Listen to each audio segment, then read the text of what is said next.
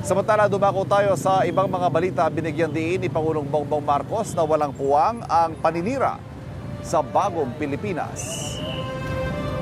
Sa isang bagong Pilipinas, walang puwang ang mga paninira at paghahatakang pababa. Unahin natin ang ating bayan. Magbago na tayo dahil walang bagong Pilipinas kung walang bagong Pilipino. Nawagan para sa kolektibong kilos. Pagbabago ng ating Walang binanggit ang Pangulo kung sino ang tinutukoy niya sa kanyang latest na vlog. Itong nakaraang linggo lang, nagpalitan sila ng pahayag ni dating Pangulong Rodrigo Duterte kaugnay sa mga aligasyon ng dating Pangulo na nagdodroga o mano si Pangulong Marcos. Sumagot si Pangulong Marcos sa posibleng epekto ng fentanyl, kaya nasabi yun ng dating Pangulo. Hindi na rin daw papatulan ni Pangulong Marcos ang issue. Hinamon pa ni dating Pangulong Duterte si Pangulong Marcos na magpa-blood test silang dalawa.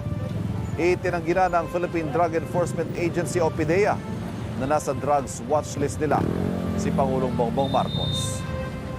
Kapuso, para laging una ka sa mga balita, bisitahin at mag-subscribe sa GMA Integrated News sa YouTube. Sa mga kapuso abroad, samahan nyo kami sa GMA Pinoy TV at sa www.gmanews.tv.